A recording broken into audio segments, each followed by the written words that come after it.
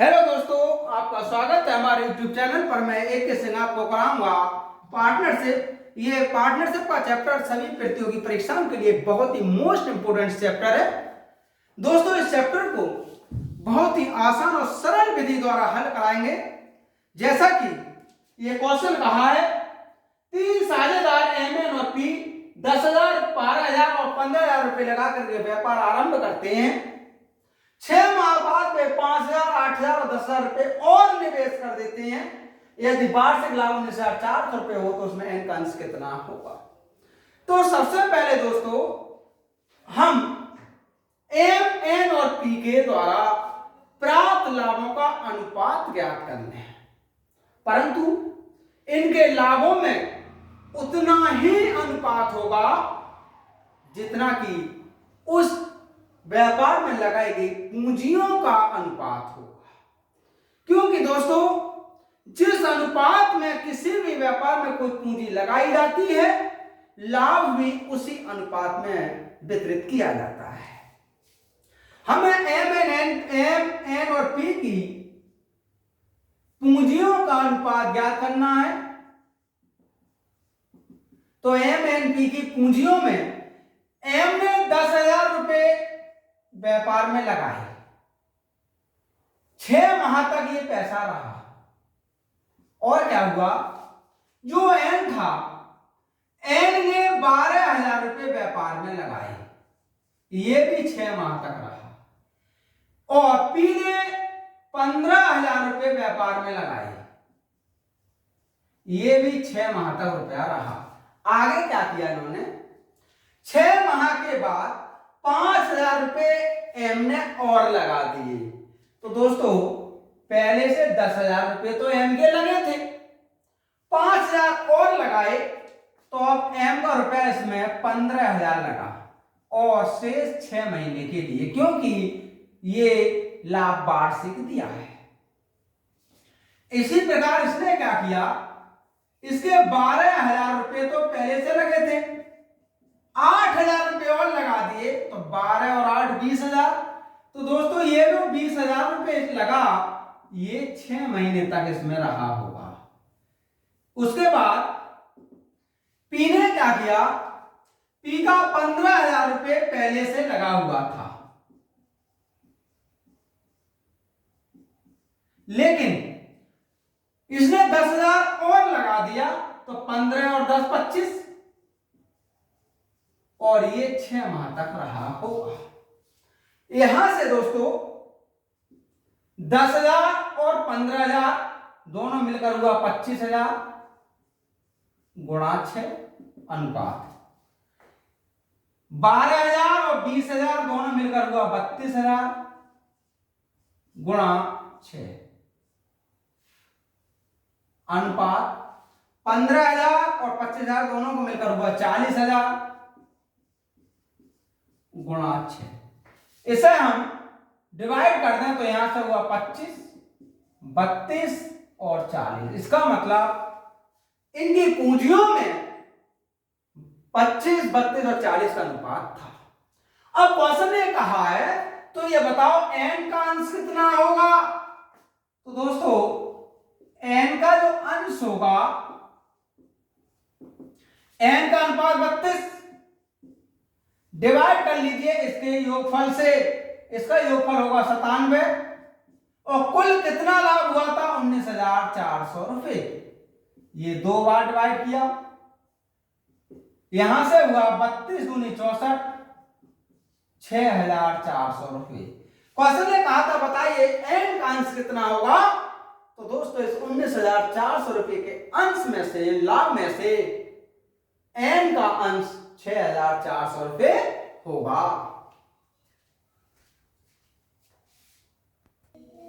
Next question है दोस्तों, A 75,000 रुपए लगाकर एक व्यवसाय प्रारंभ करता है। उसके 3 और 4 महीने के बाद B और C 45,000 और 60,000 रुपए लगाकर व्यवसाय में शामिल हो जाते हैं। यदि वार्षिक लाभ 47,700 रुपए हो तो उसमें से B का हिस्सा क्या होगा। दोस्तों, सबसे पहले हम A, B और C को प्राप्त लाभों का अनुपात ज्ञात कर लें। और इनके लाभों में वही अनुपात होगा जो इनकी पूंजियों का अनुपात होगा। तो दोस्तों पहले इसकी पूंजी का अनुपात, मान लीजिए ए, बी और सी की पूंजियों का हमें अनुपात ज्ञात करना है। तो ए की पूंजी 75,000 रुपए थी, लेकिन यह पूंजी 12 महीने तक लगी रही। फिर क्या हुआ, 3 महीने के बाद बी शामिल हुआ और बी ने 45,000 रुपए लगाए। 3 महीने बाद, इसका मतलब इसके रुपए 9 महीने तक लगे रहे। फिर 60,000 रुपए सी ने लगा दिए, वो भी 4 महीने के बाद, तो फिर ये 8 महीने तक इसका रुपया रहा। यहां से 75 गुणा 12, 45 गुणा 9, 60 गुणा 8, इनका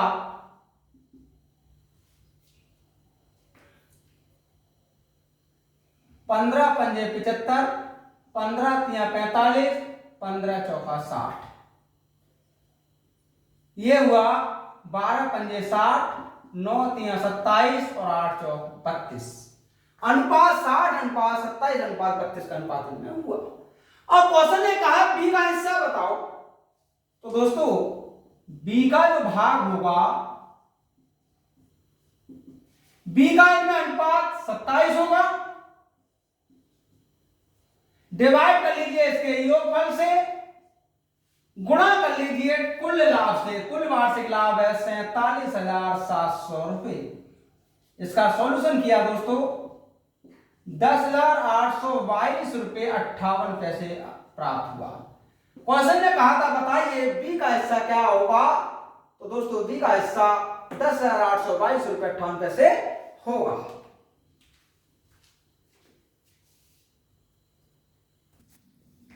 नेक्स्ट क्वेश्चन है दोस्तों, संजय 2,80,000 रुपए लगाकर एक व्यापार शुरू करता है।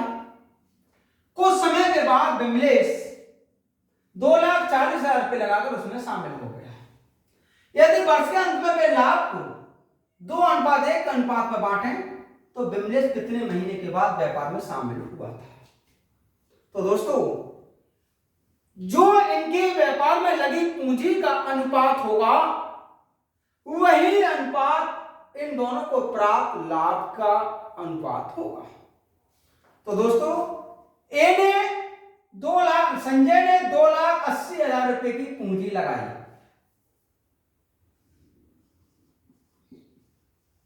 और यह पूंजी 12 महीने तक रही। कुछ समय के बाद विमलेश शामिल हुआ। विमलेश ने 2,40,000 रुपए पूंजी लगाई। मान लीजिए ये पूंजी 30 समय तक लगी रही। अब इनका अनुपात 2:1 हुआ, क्योंकि जो पूंजी में अनुपात होगा वही इनके लाभ का अनुपात होगा। इसके लास्ट वाले का गुणनफल बीच वाला के गुणनफल के बराबर होता है। 2,40,000 गुणा टी गुणा 2 बराबर होगा 2,80,000 गुणा 12 गुणा 1।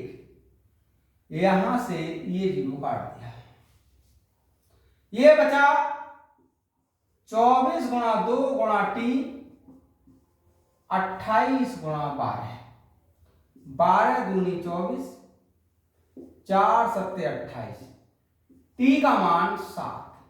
क्वेश्चन ने कहा है कुछ समय के बाद विमलेश शामिल हुआ। तो दोस्तों उस व्यापार में विमलेश 7 महीने तक रहा था। तो शामिल कितने दिनों के बाद हुआ था। तो शामिल होने का समय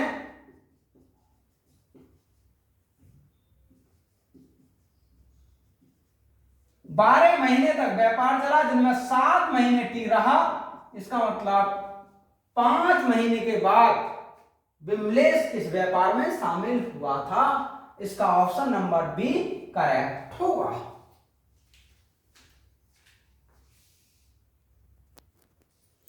नेक्स्ट क्वेश्चन है दोस्तों, ए बी और सी इस शर्त पर सहमत होकर व्यापार शुरू करते हैं कि ए की पूंजी का 6 गुना, बी की पूंजी का 10 गुना तथा सी की पूंजी का 12 गुना सभी बराबर होंगे। यदि वे क्रमशः 6, 8 और 4 माह तक व्यापार में रहे हों तो 9,600 रुपए के लाभ में से बी और सी को कुल कितने रुपए मिले होंगे। तो दोस्तों पहले इसके लाभ का अनुपात ज्ञात कर लेते हैं। जो लाभ का अनुपात ज्ञात होगा उसी अनुपात में इसके लाभ को हम प्राप्त कर लेंगे। तो ए, बी और सी के लाभ का अनुपात होगा, ए ने 6, 8 और 4 माह तक, ए 6 माह तक व्यापार में रहा, जबकि पूंजी का 6 गुना इसके पास हिस्सा रहा होगा। बी 8 माह तक व्यापार में रहा, जबकि पूंजी का 10 गुना भाग इस पर रहा था। सी 4 माह तक व्यापार में रहा, जबकि पूंजी का 12 गुना इसके हिस्से में रहा। यह रहा ए 2/5 और 1/3। 15 से गुणा कर लीजिएगा, 15, ये 15 से करेंगे तो 5 3 15, 3 चौक 12 और यहां करेंगे तो 3 पंजे 15। दोस्तों जो इन्हें वर्ष के अंत में लाभ प्राप्त होगा वह लाभ 15:12:5 के अनुपात में विभाजित होगा। अब क्वेश्चन ये कहना चाह रहा है, ये बताइए बी और सी को कुल कितने रुपए मिले होंगे। तो बी और सी का कुल लाभ पूछना चाह रहे हैं। बी और सी का जो अनुपात है उसे योग कर ले, 12 + 5 डिवाइड कर लीजिए सभी के योगफल से, कितना होगा 17/32, गुणा कर लीजिए कितना व्यापार में लाभ हुआ 9,600 रुपए का। 17/32 × 96, 17 × 51, 5,100 रुपए। क्वेश्चन ने कहा था ये बताओ बी और सी को कुल कितने रुपए मिले होंगे। तो दोस्तों बी और सी को कुल मिलाकर 5,100 रुपए मिले होंगे।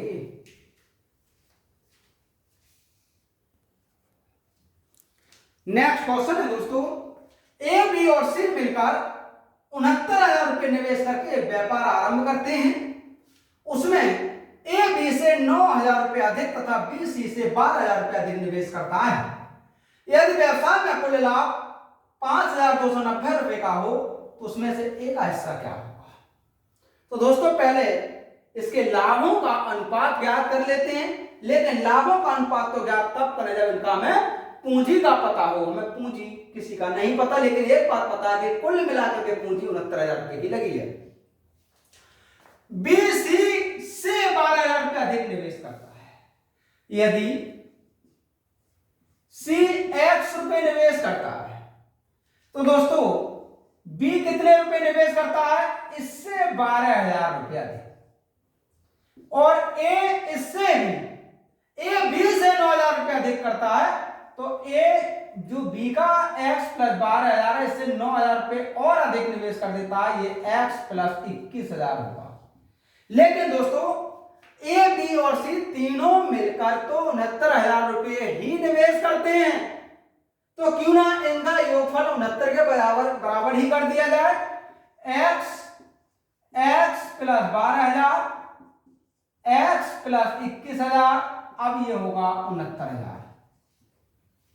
ये हुआ 3x, 12,000 और 21,000 जोड़ दीजिए 33,000, और ये हुआ 69,000। 3x बराबर बचा 36,000, तब x बराबर हुआ 12,000। तो दोस्तों सी की पूंजी तो 12,000 रुपए थी, बी की पूंजी 12,000 और 12,000 दोनों को मिला दीजिएगा 24,000 रुपए थी, और ए की पूंजी 12,000 और 21,000 दोनों को जोड़ दीजिएगा 33,000 रुपए थी। अब हमारे लिए इनके लाभों का अनुपात ज्ञात करना है। तो ए का लाभ अनुपात बी का लाभ अनुपात सी।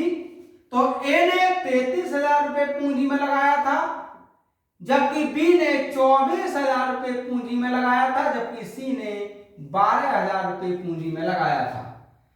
ये हुआ 33:24:12, 11:8:4। अब क्वेश्चन ने कहा ये बताओ ए का भाग क्या होगा। तो दोस्तों ए का जो लाभ होगा, ए का अनुपात 11, डिवाइड कर दीजिए इनके योगफल से, ये होगा 23 गुणा कुल कितना रुपया है 5290, ये 23 बार कटा, इनका मल्टीप्लाई कर लीजिए, ये हुआ 2530 रुपये। क्वेश्चन ने कहा था बताइए इसमें ए का हिस्सा कितना होगा। तो दोस्तों इस पूरे व्यवसाय में, इन पूरे लाभ में 5290 रुपए के लाभ में ए का हिस्सा होगा 2530 रुपए। इसका ऑप्शन नंबर ए करेक्ट होगा।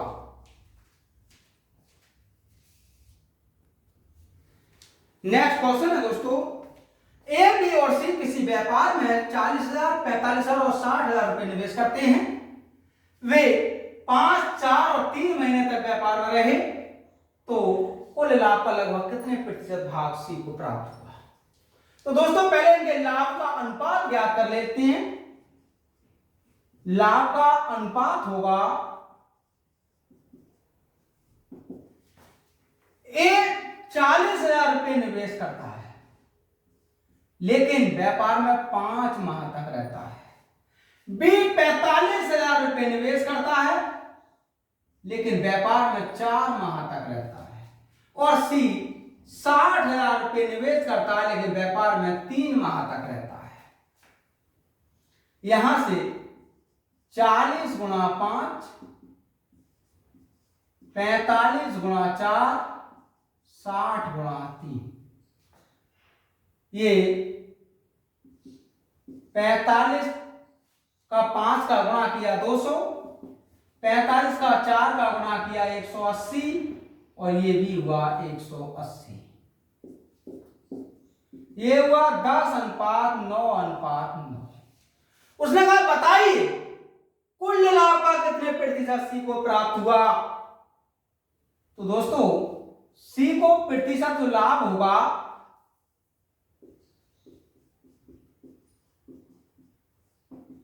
सी का भाग इसमें 9, डिवाइड कर लीजिए इनके योगफल से 28 और गुणा कर लीजिए 100, ये लगभग 32% प्राप्त होगा। तो दोस्तों कुल लाभ का लगभग कितने प्रतिशत सी को प्राप्त हुआ। तो ये लगभग 32% सी को प्राप्त हुआ। नेक्स्ट क्वेश्चन है दोस्तों, ए बी का 4 गुना और ए सी का 3 गुना पूंजी लगाकर एक व्यवसाय करते हैं। यदि 1 वर्ष बाद कुल लाभ 3,800 रुपए हुआ हो तो उसमें से ए का हिस्सा बी से कितने रुपए अधिक होगा। तो सबसे पहले ये देखते हैं कि ए बी और सी, ए और बी के लाभों में कितने का अनुपात होगा। तो दोस्तों ए बी का 4 गुना, ए अनुपात बी, ए बी का 4 गुना तथा ए सी का, ए अनुपात सी निकाल दें 3 गुना। हमारे लिए ए अनुपात बी अनुपात सी चाहिए। तो इसमें ए 4 है, इसमें ए 3 है, इसमें 3 से गुणा किया तो 12:3, इसमें 4 से किया 12:4। तो ए का मान समान हुआ, ए का मान 12, बी का मान 3 और सी का मान 4। अब क्वेश्चन ने ये कहा है ए का हिस्सा बी से कितने रुपए अधिक होगा। ए का हिस्सा बी से, इसका मतलब ए माइनस बी, ये पूछना चाह रहा है।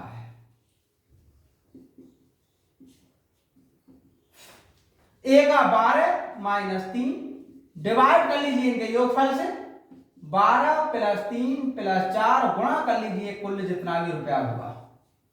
ये हुआ 9, ये हुआ 19 गुणा 3800, 9 गुणा 200 और ये हुआ 1800 रुपये।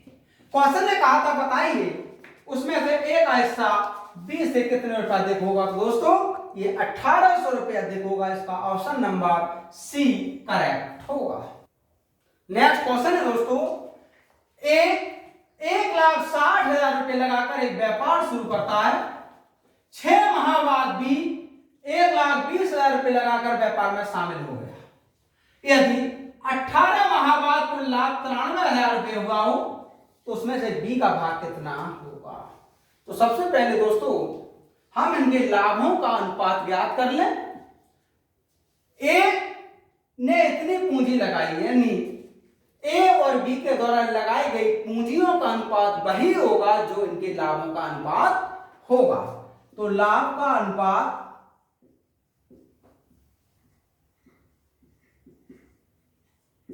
ए ने 1,60,000 रुपए पूंजी लगाई और लाभ हुआ 18 महीने के बाद। 6 महीने के बाद 20 में शामिल हुआ। बी ने 1,20,000 रुपए पूंजी लगाई, लेकिन ये पूंजी 12 महीने तक रही। यहां से 16 गुणा 18, 12 गुणा 12, 4 चौक 16, 4 तिया 12, 4 तिया 12, 9 दूनी 18। ये हुआ 2:1। अब बताइए उसमें से बी का भाग क्या होगा। तो बी का जो लाभ होगा, बी का अनुपात डिवाइड कर लीजिए दोनों के योगफल से और गुणा कर लीजिए जो कुल लाभ दिया है, ये होगा 31,000 रुपए। क्वेश्चन ने कहा था बताओ उसमें बी का भाग क्या हुआ। तो दोस्तों बी का भाग 31,000 रुपए हुआ। नेक्स्ट क्वेश्चन है दोस्तों, ए और बी 32,000 रुपए और 40,000 रुपए लगाकर एक व्यापार शुरू करते हैं। कुछ माह बाद सी भी 48,000 रुपए लगाकर उनके साथ जा मिला। 15 महीने बाद ए, बी और सी को 2,000 रुपए, 2,500 और 2400 रुपए का लाभ हुआ। तो सी कितने माह बाद व्यापार में शामिल हुआ। तो दोस्तों इस व्यापार में ए, बी और सी के द्वारा लगाई गई पूंजियों का अनुपात उतना ही होगा जितना कि इनके अंत में लाभों का अनुपात होगा। ए ने 32,000 रुपए की पूंजी लगाई, लेकिन ये 32,000 रुपए पूंजी 15 माह तक रही। बी ने 40,000 रुपए की पूंजी लगाई, लेकिन ये भी 15 माह तक रही। फिर कुछ समय के बाद सी 48,000 रुपए लगाकर इसने 48,000 रुपए की पूंजी लगाई। मान लीजिए टी समय तक ये रहा और इन्हें 15 महीने के बाद लाभ 2,2500 और 2400 रुपए का हुआ। 2,000 अनुपात 2500 अनुपात 2400। यहां से यह होगा, अगर हम इन दोनों का अनुपात, इधर का अनुपात बराबर ले लें या इनका अनुपात इनका बराबर ले लें, कहने का मतलब हुआ इसके दोनों पक्षों के अनुपात बराबर ही होंगे। तो हम लास्ट वाले ले लेते हैं, जैसे कि 40,000 गुणा 15 डिवाइड 48,000 गुणा टी। इधर होगा 25,000, 2500 डिवाइड 2400। ये हुआ 40 गुणा 15 डिवाइड 48 गुणा टी, और ये होगा 25 डिवाइड 24। 24 दूनी 48, 2 से डिवाइड किया 20 बार, 5 पंजे 25, 5 चौक 20 और 5 तिया 15। टी बराबर हुआ 12। क्वेश्चन ने ये कहा था कुछ समय के बाद सी मिला। यह हमें पक्का पता हुआ कि सी इस व्यापार में 12 महीने तक रहा था। क्वेश्चन ये कहा कितने महीने के बाद व्यापार में शामिल हुआ। व्यापार 15 महीने चला, 12 महीने टी इस व्यापार में शामिल रहा। इसका मतलब टी 3 महीने के बाद शामिल हुआ था। तो टी का जो समय रहेगा 15 में से 12 कम कर लीजिए, 3 माह। उस व्यापार में जो शामिल हुआ था सी, वो 3 माह के बाद शामिल हुआ था। नेक्स्ट क्वेश्चन है दोस्तों, एक कुछ धन लगाकर एक व्यापार शुरू करता है। 4 माह बाद ए की 3 गुनी पूंजी लगाकर बी तथा उसके 2 माह बाद बी की 2 गुनी पूंजी लगाकर सी व्यापार में शामिल हो जाता है। वर्ष के अंत में होने वाले कुल लाभ का कौन सा भाग ए को प्राप्त होगा? सबसे पहले इनके लाभ का अनुपात ज्ञात कर लीजिए दोस्तों। तो लाभ का अनुपात क्या होगा? उसने कहा है एक कुछ धन लगाकर व्यापार शुरू करता है। मान लीजिए ए ने 1 रुपया लगाया, लेकिन ए का ये 1 रुपया 12 महीने तक रहेगा। आगे 4 माह बाद ए की 3 गुना पूंजी लगाकर, अगर ए ने 1 रुपये लगाया तो बी ने 3 रुपये लगाए, वो भी 4 माह बाद। तो इसका मतलब बी व्यापार में 8 माह तक शामिल रहा, तथा उसके 2 माह बाद, किसके? बी के भी 2 माह बाद 2 गुनी पूंजी लगा करके सी। तो बी की 2 गुनी पूंजी करेंगे तो 3 का 2 गुना 6। सी शामिल हुआ 6 माह बाद, तो इसका मतलब सी इस व्यापार में 6 माह तक रहा होगा।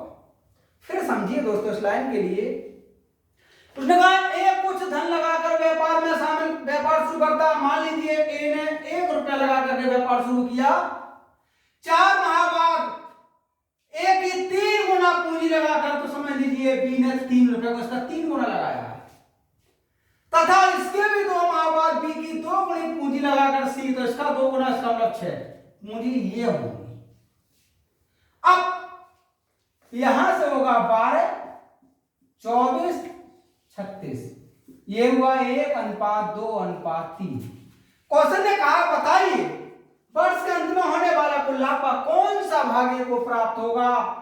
तो ए का जो भाग होगा, ए का अनुपात 1 डिवाइड कर लीजिए 1 + 2 + 3 अर्थात 1/6। वर्ष के अंत में ए को कुल लाभ का 1/6 भाग प्राप्त होगा। इसका ऑप्शन नंबर डी करेक्ट होगा। नेक्स्ट क्वेश्चन है दोस्तों, किसी व्यापार में ए बी से 3 गुना पूंजी लगाता है तथा बी ए के 4 गुना समय तक व्यापार में रहता है। 420 रुपए के कुल लाभ में से ए का हिस्सा कितना होगा? पहले इनके लाभों का अनुपात ज्ञात कर लें। अगर बी x रुपए पूंजी लगाता है तो ए इसका 3 गुना पूंजी लगाता है। बी ए के 4 गुना समय तक व्यापार में रहता है। अगर मान लीजिए ए का समय टी है तो बी का समय दोस्तों 4t, क्योंकि 4 गुना समय तक रहा है। ए 3x पूंजी लगाता है टी समय तक और बी x पूंजी लगाता है 4t समय तक। ये लाभ का अनुपात हुआ।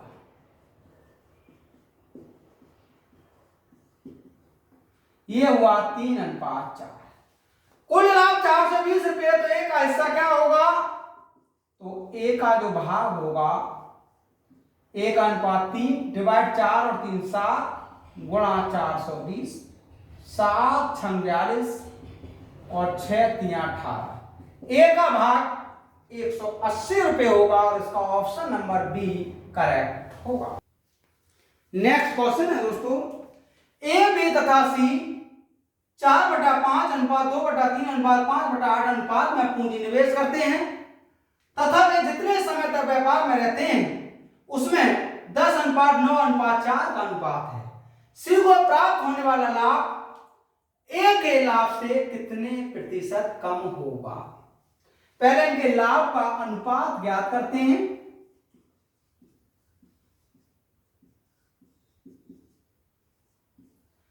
चार बटा 5 अनुपात में पूंजी है और ये समय का अनुपात 10, फिर 2/3 गुणा 9, 5/8 गुणा 4, ये होगा 8, 6 और 4 दूनी 8 यानी 5/2, ये होगा 16:12:5। क्वेश्चन का बताइए ये जो सी को लाभ प्राप्त हुआ है वो ए से कितने प्रतिशत कम है? तो ए और सी का अंतर पूछ रहा है। तो दोस्तों ए और सी के लाभ का जो प्रतिशत होगा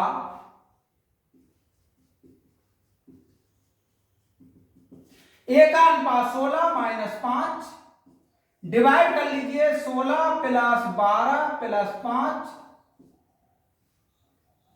केवल ए और सी की बात कर रही है, डिवाइड कर लीजिए ए से 16 और गुणा 100, क्योंकि उसने ये कहा था सी को प्राप्त होने वाला लाभ ए के लाभ से कितने प्रतिशत कम होगा, जिससे कम होगा उसी से हम डिवाइड कर देते हैं।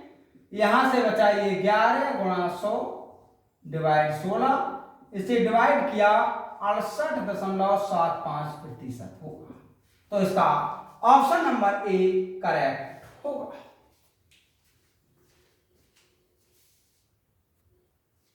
नेक्स्ट क्वेश्चन है दोस्तों, ए किसी व्यापार में लगने वाली कुल पूंजी का 1/4 भाग 1/4 समय के लिए, बी 1/5 भाग पूंजी 1/5 समय के लिए तथा सी शेष पूंजी पूरे समय के लिए लगाता है।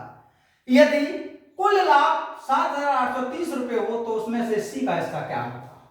सबसे पहले दोस्तों इसके लाभों का अनुपात ज्ञात करना होगा, लेकिन लाभों का अनुपात हम तभी ज्ञात कर सकते हैं जब सी की पूंजी पता हो। तो दोस्तों सी की जो पूंजी रहेगी 1 में से घटा लीजिए, ए पूंजी का 1/4 भाग और बी उस पूंजी का 1/5 भाग, ये होगा 1 माइनस और ये हुआ 11/20। अब इनके लाभों में क्या अनुपात होगा?